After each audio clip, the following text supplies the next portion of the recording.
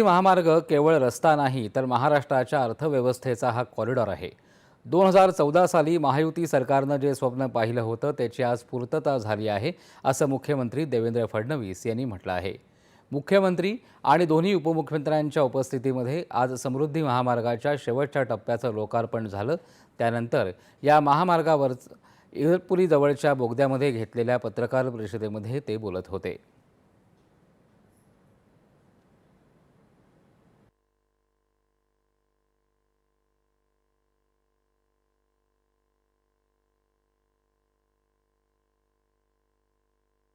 समृद्धी महामार्ग हा केवळ एक रस्ता नाहीये, हा महाराष्ट्राच्या समृद्धीचा इकॉनॉमिक कॉरिडॉर आहे।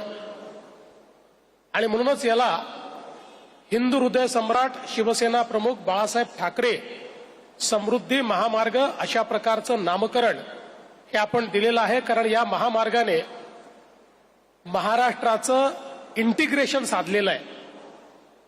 जवळपास महाराष्ट्राचे 24 जिल्हे या महामार्गामुळे जेएनपीटी पोर्टशी कनेक्टेड आहेत आणि लवकरच हा महामार्ग नवीन वाढवण बंदराशी देखील आम्ही कनेक्ट करणार आहोत। त्यामुळे पोर्ट लेड डेव्हलपमेंट ही महाराष्ट्राच्या कानाकोपऱ्यात पोहोचवण्याचं काम या महामार्गाच्या माध्यमातून होणार आहे। इगतपुरी ते ठाणे जिल्ह्यातल्या आमणे या 76 किलोमीटरच्या शेवटच्या टप्प्यासोबतच सुमारे 700 किलोमीटरचा हिंदू हृदय सम्राट बाळासाहेब ठाकरे समृद्धी महामार्ग पूर्ण झाला असून त्यामुळे मुंबई ते नागपूर हा प्रवास 8 तासांमध्ये पूर्ण होणार आहे। हा शेवटचा टप्पा अभियांत्रिकीच्या दृष्टीने सर्वात कठीण टप्पा होता। त्यात वन्यजीवांसाठी 92 ओव्हरपास आणि 8 अंडरपास करण्यात आले आहेत।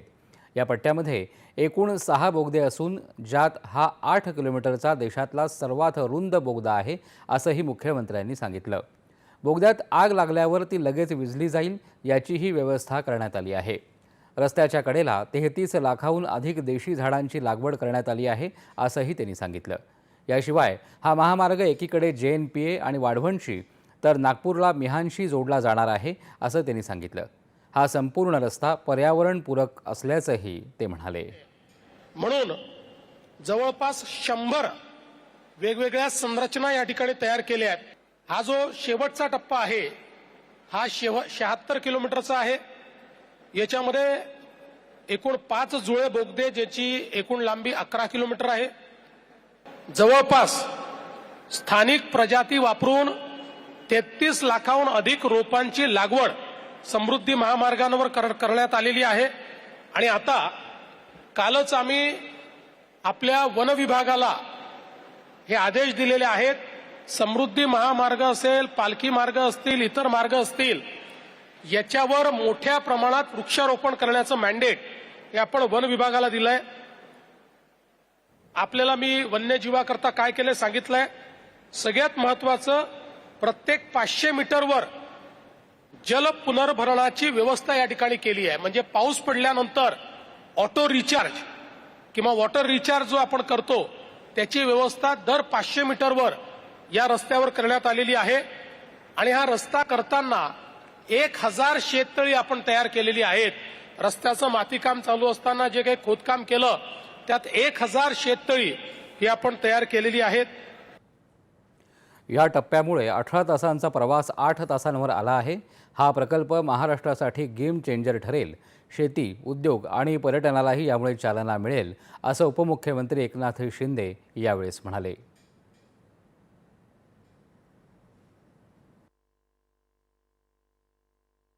महाराष्ट्रातला गेम चेंजर प्रकल्प हिंदू हृदय सम्राट बाळासाहेब ठाकरे महाराष्ट्र समृद्धी महामार्ग आज पूर्ण झालेला आहे। 10 जिल्हे डायरेक्ट, 14 जिल्हे इनडायरेक्टली, जवळपास 392 गावं आणि अशा खूप मोठ्या प्रमाणात लोकांना याचा फायदा होणार आहे। आणि त्यामुळे हा विदर्भात देखील मोठ्या प्रमाणावर उद्योगीकरण होईल। पण आता पाहतोय आपण की रस्ता झाल्यानंतर फक्त रस्ता नाही आहे, तर एकदम पूर्ण इकोसिस्टीम तयार होती आहे।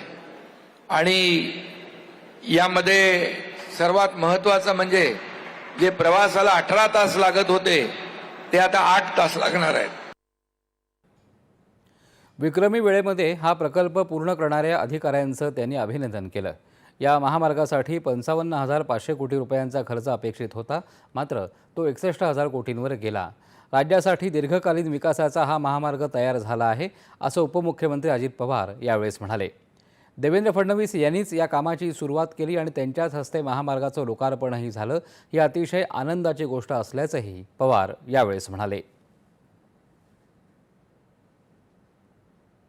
सगळा नव्हता तेव्हा 2 लाख वाहनं इथनं जात होती. आता मे 25 मध्ये 10 लाख वाहनं त्या ठिकाणी जायला लागलेली आहेत. ही संख्या अशीच वाढत राहणार आहे. 55,500 कोटीची किंमत होती, परंतु ती आज शेवटपर्यंत 61,000वर त्या बाबतीमध्ये गेलेली आहे आणि 61,000 रुपये खर्च करून 10 डायरेक्ट आणि 14 इनडायरेक्ट जिल्ह्यांना जोडणारा हा आपला समृद्धी महामार्ग. या महामार्गाचा नागपूर ते शिर्डी हा 520 किलोमीटरचा पहिला टप्पा डिसेंबर 2022मध्ये खुला करण्यात आला. त्यानंतर शिर्डी ते भरवीर हा 80 किलोमीटरचा आणि भरवीर ते इगतपुरी हा 25 किलोमीटरचे हे टप्पे यानंतर प्रवाशांसाठी सुरू करण्यात आले.